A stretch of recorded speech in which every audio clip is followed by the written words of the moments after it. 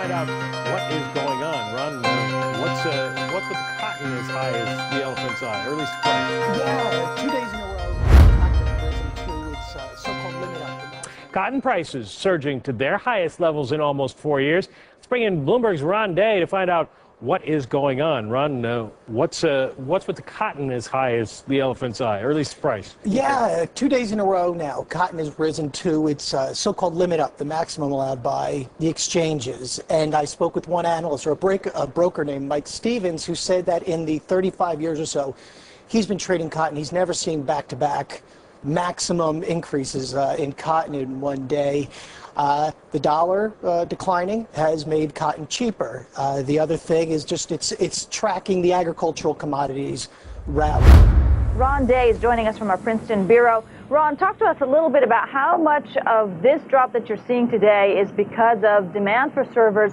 How much of it is about management at Hewlett-Packard?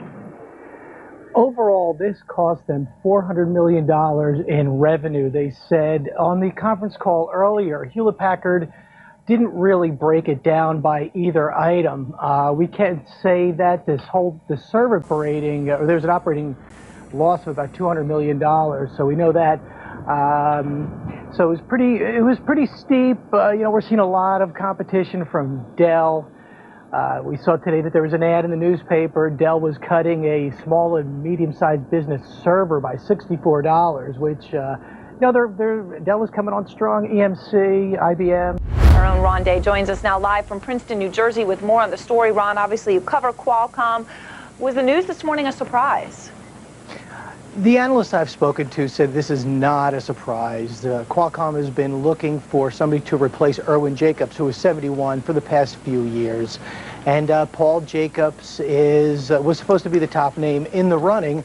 He's 42 years old, been with the company for several years. I'm sorry, since 1990 he's been with the company. He led the company's handset division, is supposedly well respected, and plus Dad owns 29 million shares of the company, so founded the company.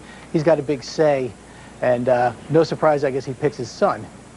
That's right. That does seem to be the interesting angle of the story, but as you saw, breakfast fans, it just keeps getting worse. Yesterday we talked about how the price of coffee is going up, and today it's OJ. Bloomberg's Ron Day joins us to explain the juice squeeze. Where have all the oranges gone, Ron?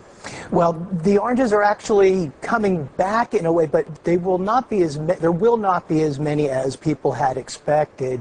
In June, some folks had come out with estimates of about a 200 million box harvest for the harvest that ends in June of 2008. Today, the USDA said it will be about 168 million boxes, and this caused OJ to go through the roof, its biggest gain in 4 months. This was after it fell in August when they said there would be a 200 million box harvest. Hi, welcome back to County Forum. I'm your host, Daily Record reporter Ron Day. I'm here today with Nina Ostenberg of the Humane Society of the United States, Daily Record outdoors reporter Jim Stabile. We're discussing deer and bear control in Morris County. So feel free to, if you have any comments, send them in to us. Now, let's talk a little bit more about deer control, bear control, what the problem is in Morris County. One thing that gets Morris County residents I guess it gets them up in arms, is the annual hunts that we have in a couple parks in Morris County, Lewis Morris Park and the Great Swamp National Refuge. How long have we been having those hunts?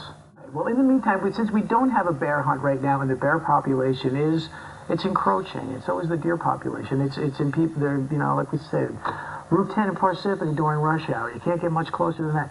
Nina, tell us, what should people do in the meantime? How should people protect themselves or their property from bear? well, I mean, there seems to be maybe like a scenario that could be kind of unfair. I guess it's the double jeopardy thing. I mean, first, that was one of the complaints about Megan's Law, that it was double jeopardy.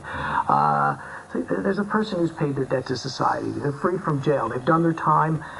Then they have to register with the community. They go looking for a home. They want to buy in Dorset Hollow. They want to buy another condominium in Morris County or West Orange, where there's also a ban being considered. Then they're told no again. So there are a couple slaps here. Is that unfair?